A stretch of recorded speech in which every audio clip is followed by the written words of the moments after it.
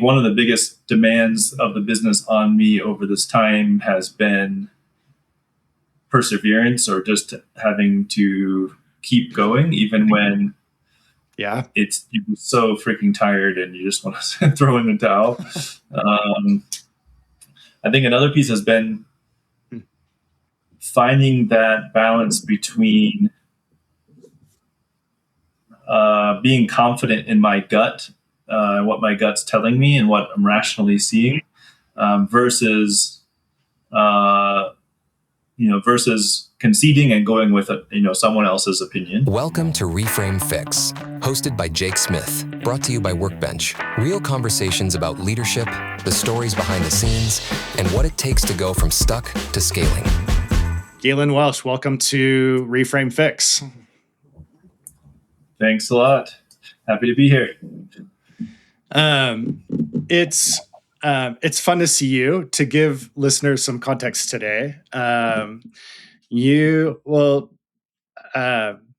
give my version of it, and then you can give your version of it as well. But you and I spent about 6 weeks together in Africa, maybe almost 15 years ago, 13, 14, 15 years ago. I don't know exactly what it is. But the time that we spent together was all around what is now, or what has become, the organization Jibu. And you're the co-founder, you're the founder, and now you are CEO of Jibu. And so it's fun to connect with you today because we really haven't had much contact since that time together. And I'd love for you to give listeners just an idea of what is Jibu? What does Jibu do? What is the size of it today? Where do you operate, etc.? Sure. Yeah. Jibu is a drinking water franchise network. And what we do is finance and equip entrepreneurs to start their own safe drinking water franchises. So what that means is we install water treatment systems in high visibility retail store locations in dense urban areas around Sub-Saharan Africa. So we're operating in a context where water is not safe from the tap or from most local sources. And we're basically providing that business opportunity for local entrepreneurs to provide affordable, safe drinking water access to their community. And we use a franchise model. So essentially, we combine it with financing and provide the tools and upfront capital to enable entrepreneurs to start, and then pay back over time based on the leaders that they're selling to the community around them. So right now we're now in 8 countries, and we have about 200 production franchises or water treatment systems that are operating, and those are servicing about 13,000 retail points across that span of operation. So we've been able to grow pretty quickly over time, and I think you can claim some credit for that, or a lot of credit for that, for helping plant the seeds up front. You were there with us, in some of the hardest parts where we're still figuring out the model from scratch. So I think now we're kind of in that scaling copy paste mode, but obviously then we were very much just, figuring things out one by one. So, yeah. That's really remarkable. And how many total jobs? What's really, I think there are a lot of interesting aspects to the Jibu model. Mm-hmm. One that's of particular interest to me is the hey, you're supporting entrepreneurs, you're giving them kind of a business in a box is maybe one way to say it. But how many entrepreneurs, how many jobs are created by Jibu today? Yeah, today there's the equivalent of about 5,000 full-time employees across the network. That's remarkable. Then they're servicing about close to 700,000 people daily with drinking water. 700,000 people a day, and from a water volume perspective, what does that look like? From a volume perspective, we're doing about 17 million liters a month. And so do the conversion for those of us on the on the gallon side. Yeah. Let me see. I It's think 3.8. Right? Yeah. I used to know this. I used to know this this really well. So that's like 4.5 million gallons in a day. Yeah. Okay. Yeah. Significant. So I mean, in a month. Sorry. In a month. Still significant. Like, give some context for, so when you founded Jibu, but keep me honest here on timeline, but you'd made a commitment to the Peace Corps, and you'd spent time in the Peace Corps, and you had come back from that time, and this is what you did next. So you were relatively young when you founded Jibu. Yeah, exactly. And so, I think what would be really interesting is what has the evolution of Galen been in the context of being the founder and CEO of Jibu? As you look back, like, what's different about you today than when you founded Jibu? Wow, that's a very big question. So hopefully there's something different about me every day from then until now. Yeah, we're almost 14 years old as a company. And most of my professional career has been in Jibu. Yeah. And then there's the aspect of it being, in frontier markets too. So I think there's kind of the whole dimension of living over here alongside like all of the stuff I'm learning from a professional perspective. Yeah. But if I think back like to Peace Corps Galen, like I think I was someone who really leaned into like the college experience before the Peace Corps and like did all the activities and had a lot, great community and all that. And then the Peace Corps was like, rubber hitting the road for me, where I had to kind of learn to get things done and have nobody sort of, it wasn't checking the box anymore. I was just figuring out how to get things done. So I think that was kind of like the major takeaway. And then Jibu was like different in some big way because one, I wasn't just solo. Like at Peace Corps, you feel very alone because you're doing these projects like in a very rural area, and you have a mandate from some donor or something way outside of there. And but with Jibu, I co-founded it with my father, and he, in some sense, it was almost like an apprenticeship where I was learning all the business stuff from him, up front. But then he was always based in the U.S. while I was based over here, and then over time, he became less involved in the business. But I think that upfront sort of skill set of learning how to get things done in spite of ambiguity was the critical seed from the Peace Corps that's continued to grow, but in a bigger way, and look at things and look at it from not just a tactical perspective of doing a task and getting it done, but looking at, okay, how can I manage the legal side of the business? How can I manage the finance side of the business? All of these different things, and develop enough general expertise to sometimes make very stupid decisions, but also manage it, properly. So for my personal growth, I don't even know where to start, because I think every aspect of me as a person has been challenged like throughout this time. You have, I guess if I think about it that way, then I can think about sort of some of the patterns. I think one of the biggest demands of the business on me over this time has been perseverance, or just having to keep going even when you're so freaking tired and you just want to throw in the towel. I think another piece has been finding that balance between being confident in my gut, what my gut's telling me and what I'm rationally seeing, versus versus conceding and going with someone else's opinion.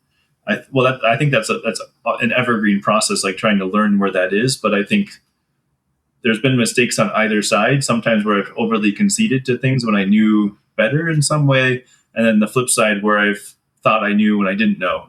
And so I think sussing that out over time and having a more solid footing, a grounding on when I should make a decision or when I should concede the decision to somebody else has been a really critical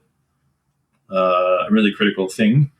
And I think it applies across personal life as much as it does, in professional life too.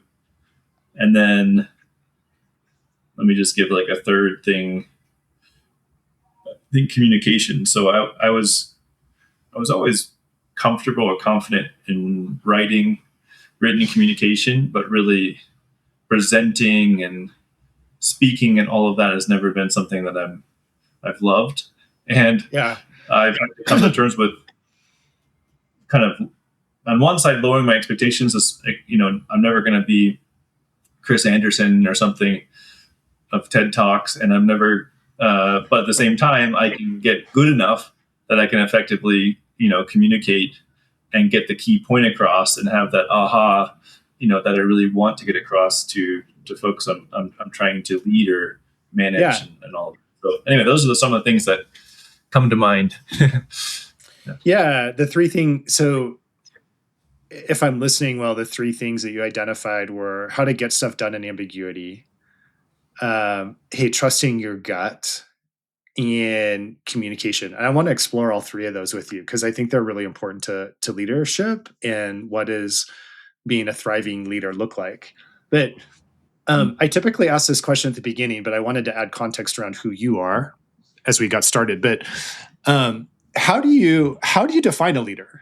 Like what is a leader to you? Well, I definitely subscribe to the servant leadership definition. And I think a leader is someone who unites and activates a broader group of people towards a greater goal. That's the benefit of the people that are following, as well as, to maybe people beyond that specific group. So,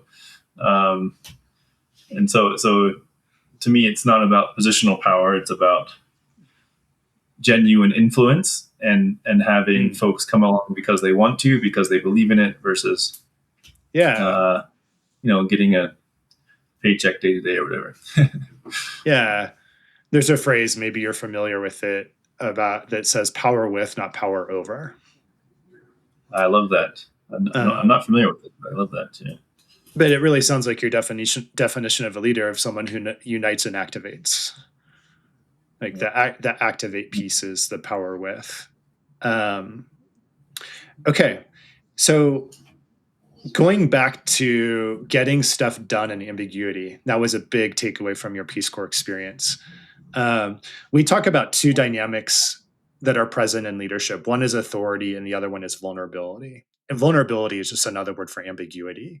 The way that we define vulnerability is organizational or interpersonal uncertainty. So just all the uncertainty that exists around the organization, as well as the uncertainty that exists whenever you have people that are part of that organization, right? Like you can't control people. And so you just never know what the outcome is going to be when you start moving in a certain direction. But the getting stuff done in ambiguity is the authority side of leadership. And we define authority as exercising decision-making power on behalf of an organization. And so we also talk about in that leadership dynamic, you have a default. So, and then everybody has a default. So when you hear those two dynamics, vulnerability and authority, what is your default dynamic? My default is vulnerability, for sure. Yeah, mine is too. And I think that getting things done thing too, it's interesting when you said it that way, because I would say I learned how to get things done myself in the Peace Corps. but I didn't learn how to lead. I really learned how to lead in Jibu. And there's a pretty big difference because like getting things done myself is just about rolling up my sleeves and figuring it out, some problem solving Yeah. without necessarily the help of others. But Jibu, it's like in order to scale something much bigger, we would be massively limited if it was just me trying to do everything. So I think that's been a major stretch for me, is figuring out how to delegate and lead, and even the patience required working with people where you can spend more time up front, but then over time it actually becomes the key to scaling is having that, spending time to equip others, work with them, listen, get consensus across groups when appropriate, and all of that. Yeah. And so what have you learned? What have you learned about delegating? What have you learned about empowering? Earlier in our conversation, you mentioned, hey, there's about 5,000 people that are part of Jibu, the organization. Like, you can't get everything done now. Yeah. Like as much authority or as much agency as you have to delegate to work across 8 different countries. Yep. Yeah. Yep. So what have you learned about how to delegate effectively, how to empower, how to unite and activate effectively? Yeah. I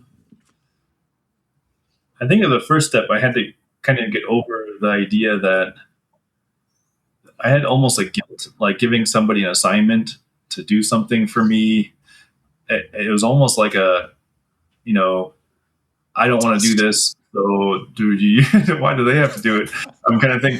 It's not all the time, but for some things. And I think getting over that, though, it comes down to to me, it's like really logistics of skills that managers need to have, and that's the clarity of communication on what the job is that needs to be done, and then consistency around follow up on what that was. And I think my biggest weakness has really been about not a lack of upfront clarity, but a lack of consistency in following it afterwards. Because I'll see like the next shiny thing and then want to like prioritize that, but I didn't check if other things were done first, and then it creates whiplash, or people saying you're changing goalposts or whatever it may be. So the act of like following up with things that were delegated before forces me to stay grounded and realistic around the goals that we can set as an organization, because then I'm tracking with how far we actually come versus like getting ahead of us just because I assigned something doesn't mean that it was already done, when it could be something that takes a year to do, or whatever. So I think that there's a mutual benefit of that follow up. And then the last thing is, I think probably it's the environment created for delegation to be efficient. So I'm not like an authoritarian leader or whatever, like you asked. But at the same time, we need to have an environment where you can efficiently communicate in ways where everyone knows what they have to do and has a sense of ownership on getting it done. And so creating that culture of having an ownership mentality around the mission, and then how that relates to the tasks to be done, is kind of the wind in the sails of successful delegation. Because in the end, people don't just feel like you told them they're doing it because you told them to. They're doing it because they know why they're doing it, and they own it, and they care about it, and all of that. So you bring up a really interesting question. So talk about the culture of Jibu.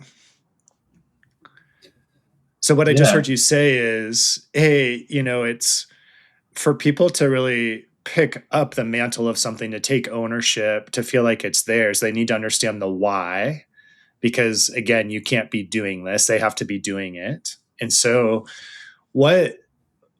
describe the culture of Jibu, and what are intentional things that you've done to create the culture?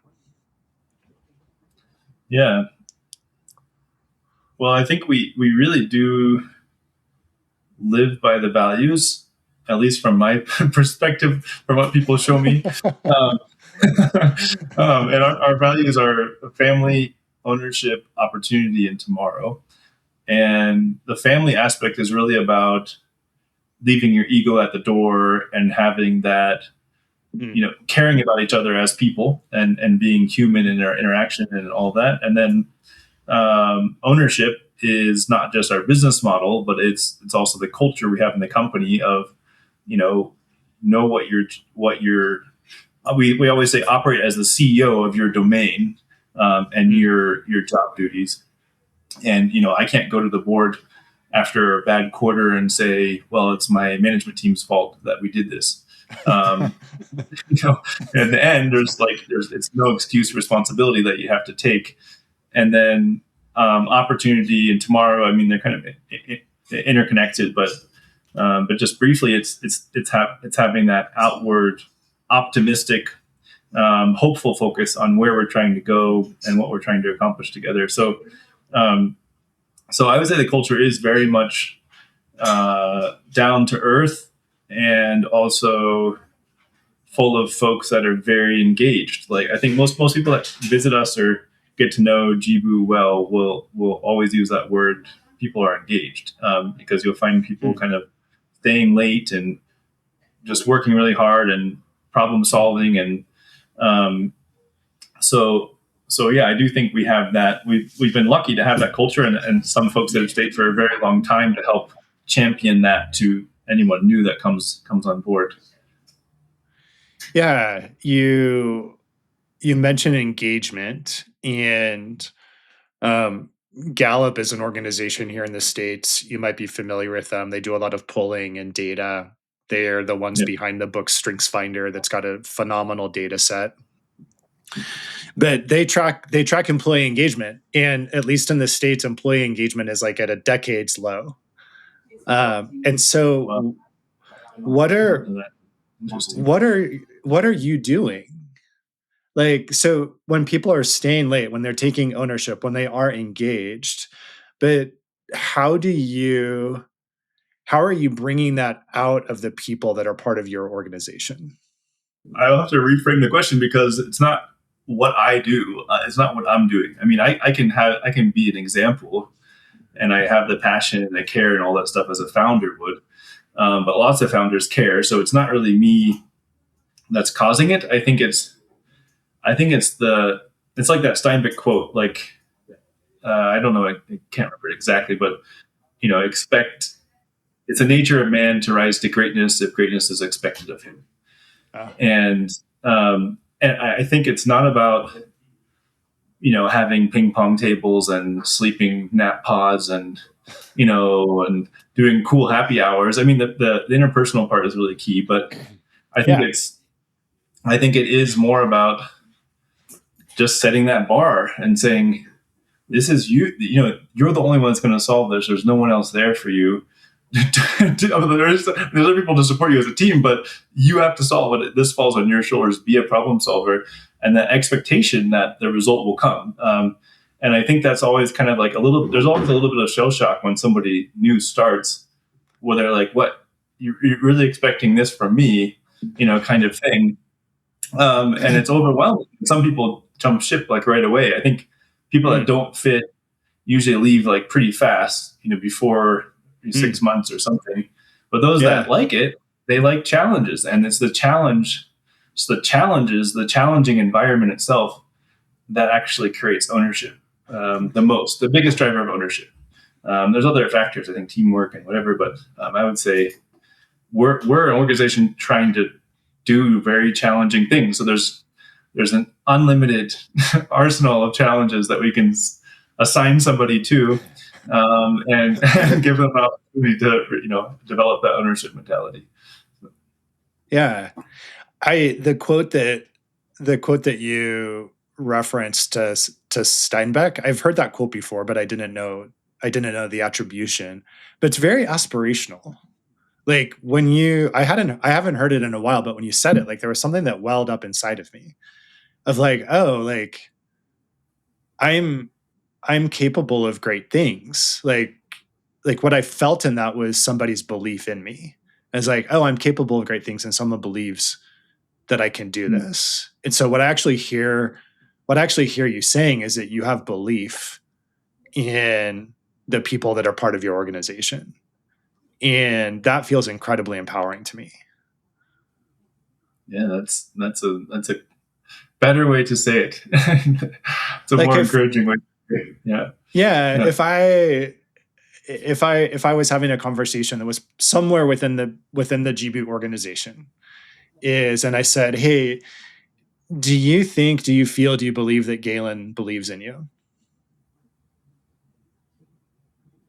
What would they say? It's a really good question.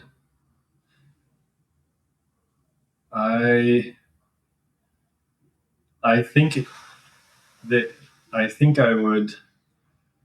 I hope that those that are like I'm directly working with, as my direct reports would all, say, yes, I know he does. And some of them have told me that, like, if not for your support, I don't know how we could have accomplished this because I try to help champion things that they're doing throughout the company and all that.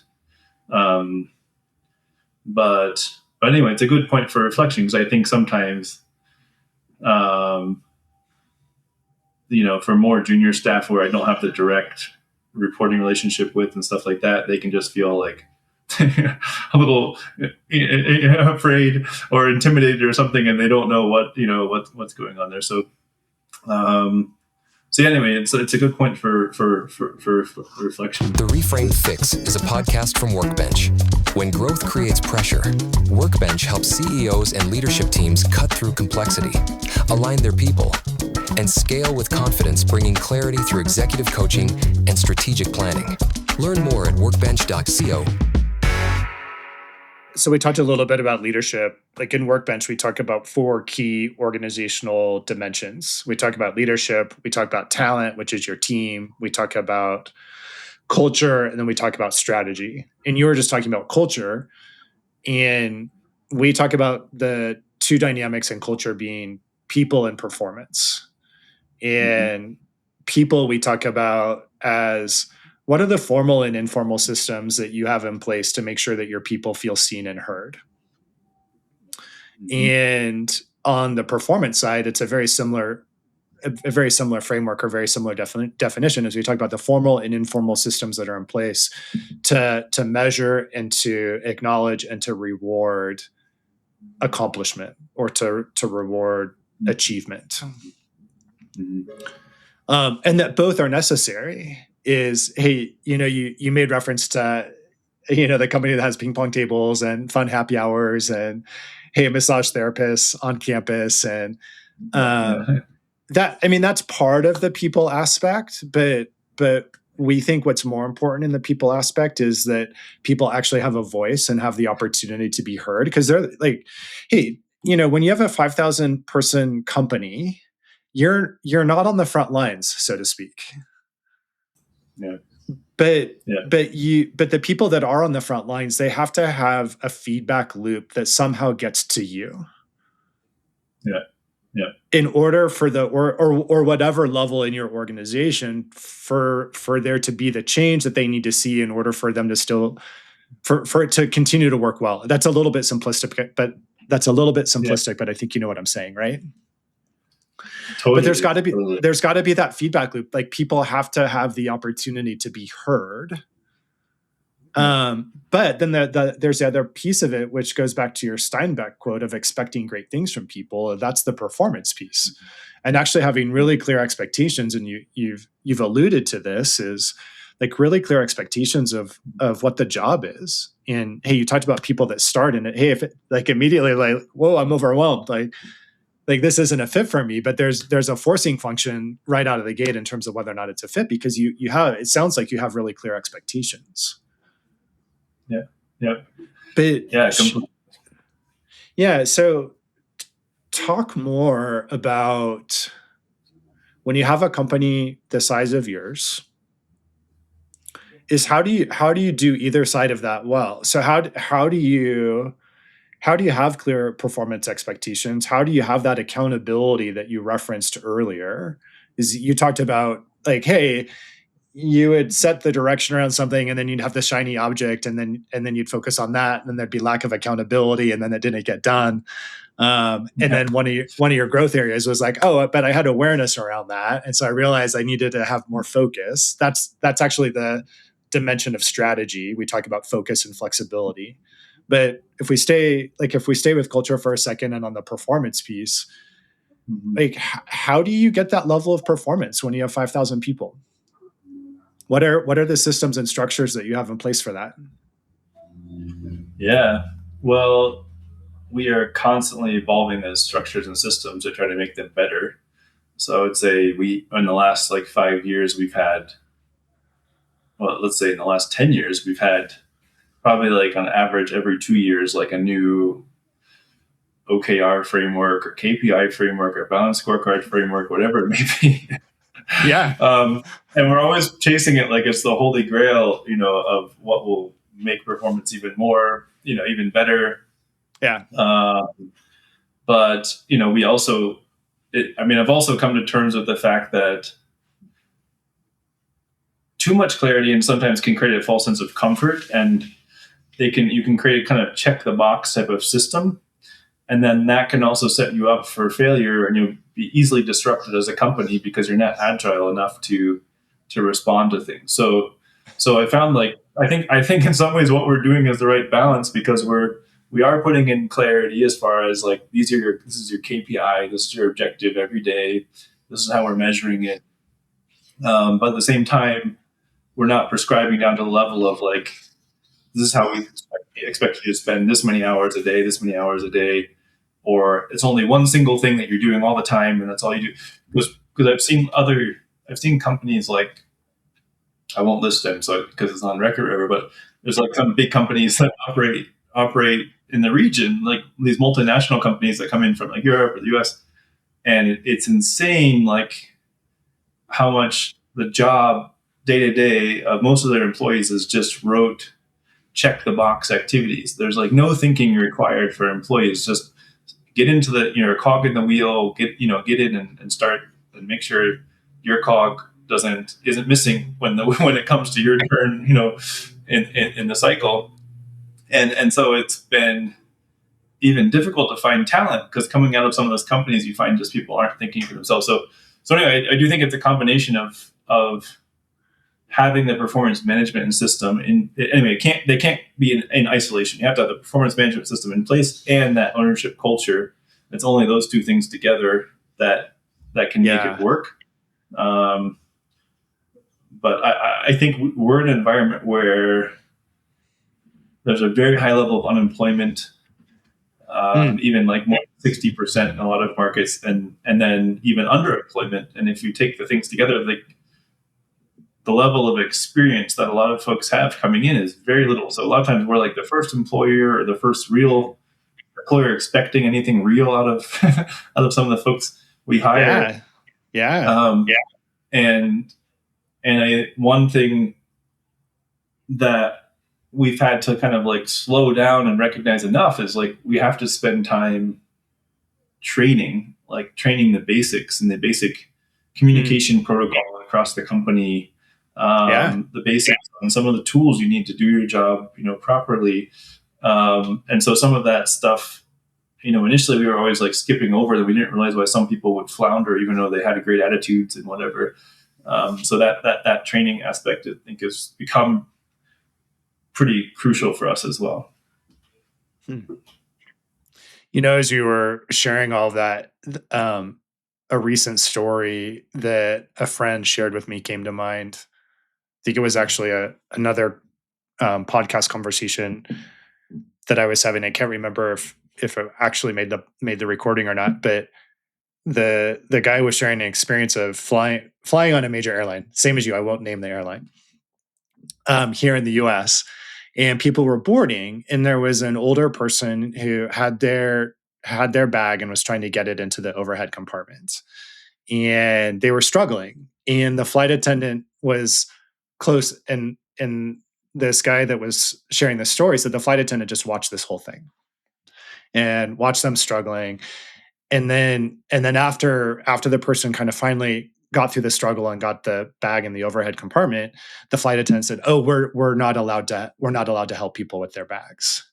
And it's like That's the absurd. process got defined down so much that you take out the room for people to actually step into the here's the ambiguity again, is like, hey, there's going to be situations where hey, somebody needs help. And so how do you create a process, or how do you create a structure that has enough freedom and flexibility in it that somebody can move into that situation and say, this person needs help, I'm able to help them, I'm going to do it. Instead of well, the process says that I'm not allowed to help, and so I'm just going to sit here and watch, Exactly. It's like you in some sense, it's like you've stripped someone's humanity from them. Like, I want, in order to do your job, you have to stop being human. And in that kind of situation that you described, which to me is just, it's going to be disrupted. Any environment like that just can't last. Yeah. You just talked about the dignity. How do you maintain the dignity of people? How do you honor the dignity? How do you, well, I don't know. This might be, tell me if this is too esoteric of a question or not, but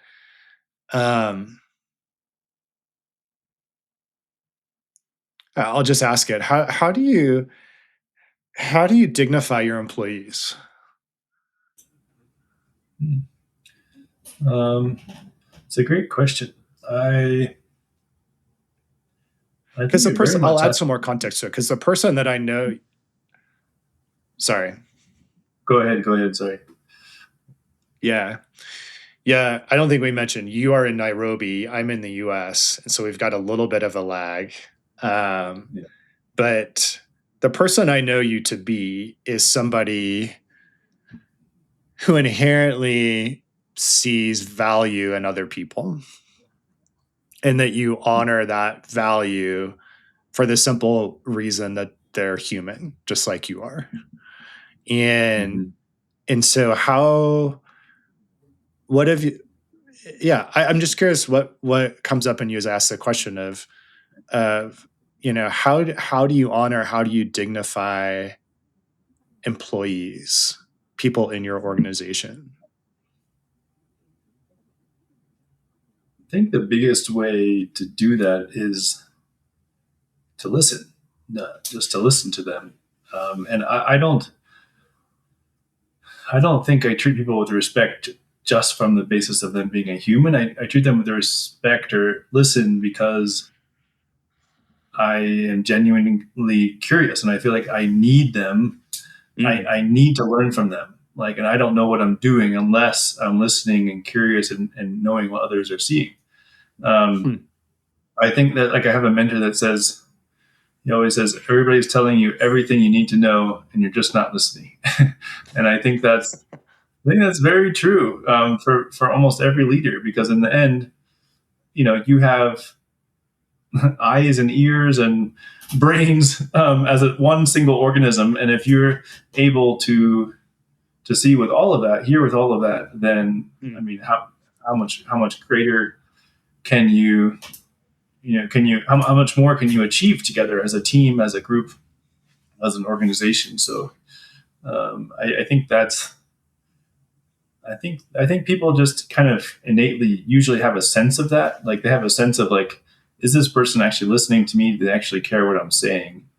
Yeah. And you can't fake it. I don't think you can fake it. I love what one of your mentors shared with you. Everything that you need to know is being shared with you, and you're just not listening, or you're just not hearing. So what do you think it is that gets in the way of being able to hear, or being able to listen, or being able to see? One of the biggest blocks I see is usually ego. But I should answer for myself. I shouldn't be projecting out. So I think for me, it's genuinely, look, most commonly it's distractions. It's not putting in the discipline to focus on what someone's saying, or putting in the discipline to give enough time to really figure out what they're actually trying to say, because we're all imperfect communicators. So someone can say something, but they could mean something completely different, and trying to suss it out, trying to suss that out can be a lot of work and take time and patience to figure out. So I think I'm often distracted or too impatient to figure out the real message that I should be getting. I think another aspect that makes me miss it is maybe going too far and being too trusting. Like I found times where, somebody's told me something, and from their vantage point, believe it, completely. And then I believed it too, but then, I should do more research before I take action. And so sometimes I've been prone to that, where maybe one or two people are saying it's like this, but it turns out those were just the one or two that thought that, and the other 8 had a completely different view. And the reality was actually closer to what the 8 believed. So I think that sometimes can happen too, where you get, it's like the danger of listening is that you can get sucked into that story, and maybe it confuses you against, what reality is. So what were you going to say about ego?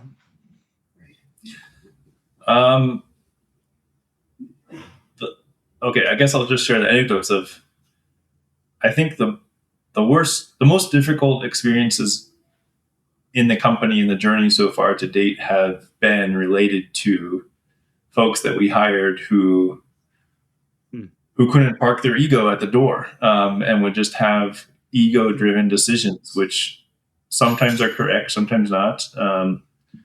But usually super smart people, super high capacity people, but just, that ego, where in the end, no matter how much, they're aware of the vision, they're aware of what we're trying to do, all of this, their goal in any given moment seems to be, self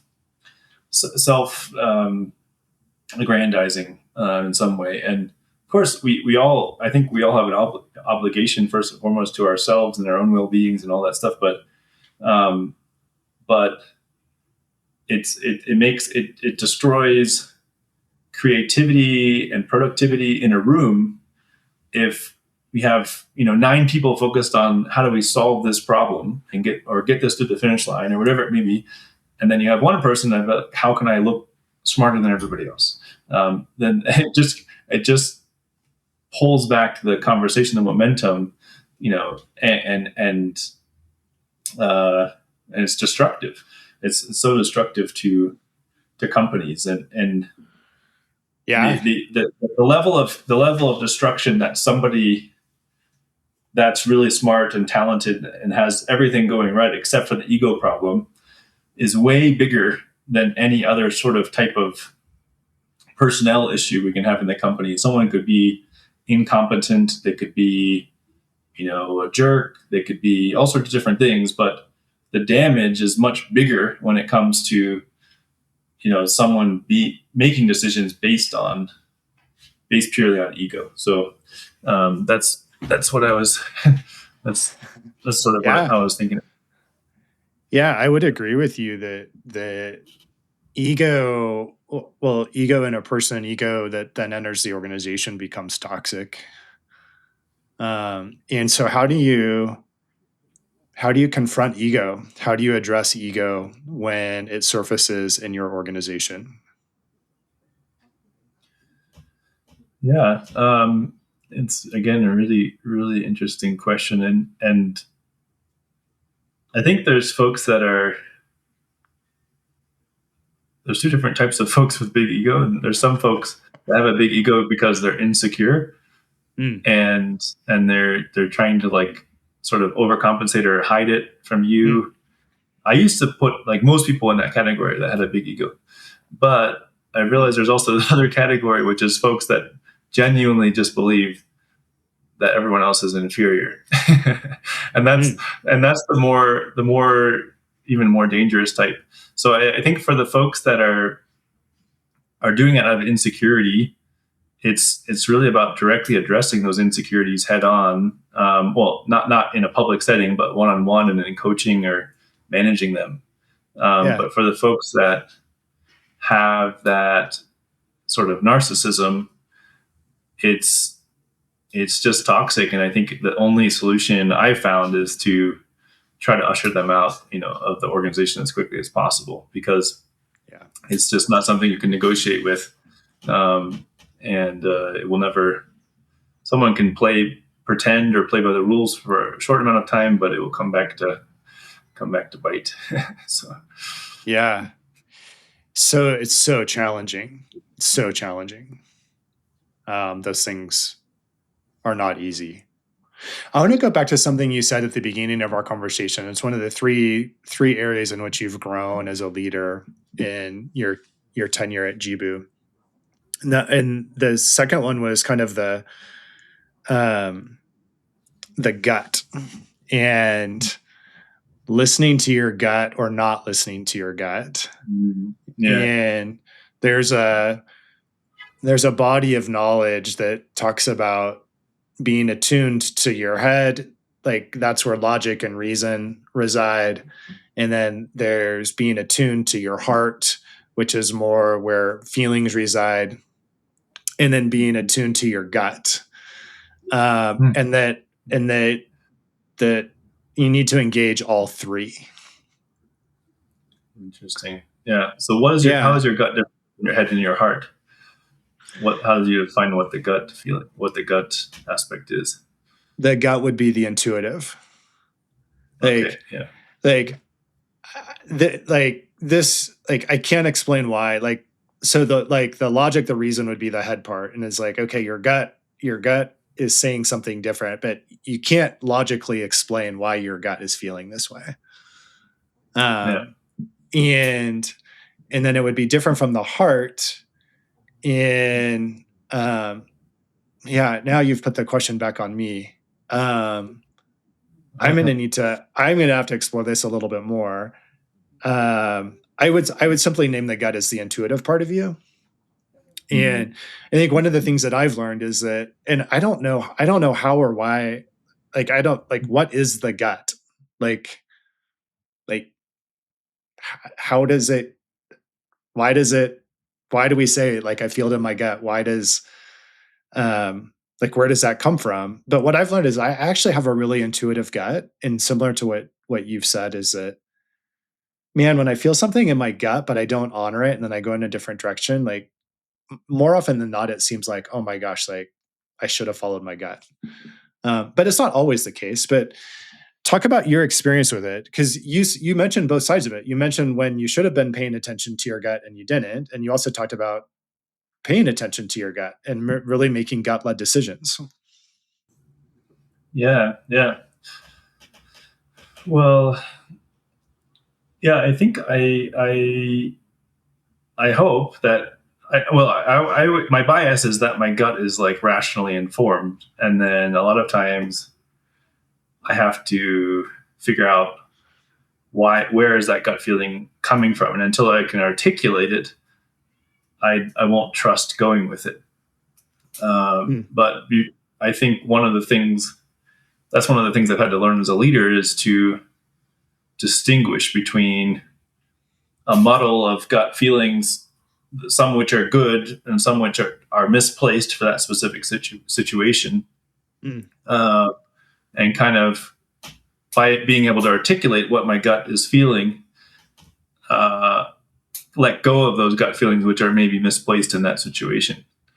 And so an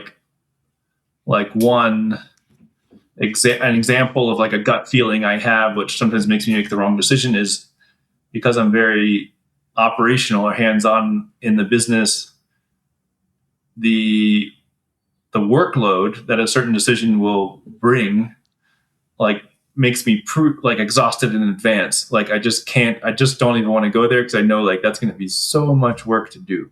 And so there's like a laziness kind of that gets into my gut feeling of like, no, it's the wrong decision, because I want, I want a faster way for it to happen. But sometimes, if I rationally dissect that issue, I'll find that I have to do the hard, that is the right decision, and we have to do the hard work, and it's going to set us back some time, and that's the way to go. But the flip side is, there are times when like not, so, the brain processes whatever, like, 10 million or a billion or whatever bits per second, like faster than the fastest supercomputer, like all the stuff that's happening in our subconscious brain. Yeah. And I see that as like, a big part of what's informing the gut. So sometimes there's all sorts of different experiences that are being synthesized in the subconscious that can't be rationally articulated. And again, some of them are misplaced. Like it's a fear coming from something else, which isn't the same situation or whatever. But a lot of times it's actually, anyway, it's still a very good indicator that should be listened to. So I think a lot of times before, in the past, I would, out of respect for somebody else or because of the experience they have, just kind of not take the time to articulate that gut feeling and kind of ignore it and say, okay, they're 100% confident in this, so I'm just going to, I'm going to align with that because I can't think of the rational reason why not. And then later, in hindsight, you're like, okay, this is why my gut was telling me this. Sometimes. So I think that what do I call it? Giving the right mass to the gut, I guess, is how I would call it. Like enough inertia that you're not willing to change positions without putting in, without giving my gut due respect. That's the piece that I think I've had to I have to continue to try to refine. So, yeah. What, you just referenced like, hey, like something that is going to be a difficult challenge to work through, and the exhaustion that you already feel going into it on the front end, or even experiencing some laziness of wanting to avoid it. What, being an entrepreneur, building the size of organization that you've built, and you mentioned this at the beginning in terms of perseverance, but it takes grit, it takes hustle. Where does that come from in you? Is that something that, hey, was formed as part of your growing up experience? Is that, hey, was that formed in your Peace Corps experience? Is that something that has developed as you've led Jibu? But yeah, where does the grit and hustle and perseverance come from? I've thought about this in the past before, not from this perspective, but just from like, why am I still going? What's keeping me going? But this sounds self-deprecating, but I'm smart, but not that smart. And I think that I have realized over time that that there is usually a solution to like any problem that comes up, even if I can't get there as fast as I want to. If I keep pushing at it, eventually it'll come. So what I mean by like not that smart is like I'm not smart enough like some people to like look ahead and see like this is not the way you should be doing this or whatever. So I'm always like a little bit hopeful or optimistic that the solution will be there, even if it's not. So I think that helps. I think it helps to not overly investigate a problem in advance and kind of just start trying to solve it before you really know what you're doing. Because then once you're in, the problem itself is holding you in there, and then you have the sunk mentality cost that keeps you a little bit longer. Then you have that converts into, oh, okay, we're almost there. So then you have the finish line in sight. And anyway, so there's like throughout the course of trying to do something, there's different levers that become the most important, or not levers, different motivators that become the most important thing keeping you there at that time until you finally get to a finish line. Yeah. So I don't know if that's making sense, but yeah, I think that taking the first step of just jumping in and having that action bias, weirdly, is what also perpetually having action bias is what also makes me keep going. So yeah, I like to say that the best leaders just have a bias towards action. It's just a constant bias towards action. Like it's the only way you can get more information that will help inform whatever it is you're trying to better understand is by actually moving forward and moving more into it. But Galen Welsch, thanks for being a guest on Reframe Fix today. Thanks for the conversation. If people want to learn more about Jibu, or if they want to connect with you, where should they go? Yeah, they should go to, if they want to know more about Jibu, go to the Jibu website, which is jibuco.com, jibuco.com. And then to reach out to me, I think probably they can reach out through you or something. You can put us in touch, or I don't know if that's the best way, or whatever. Happy to do that. Yeah. Galen, again, thanks for your time. Great to be with you today. Thanks, Jake. This was really fun.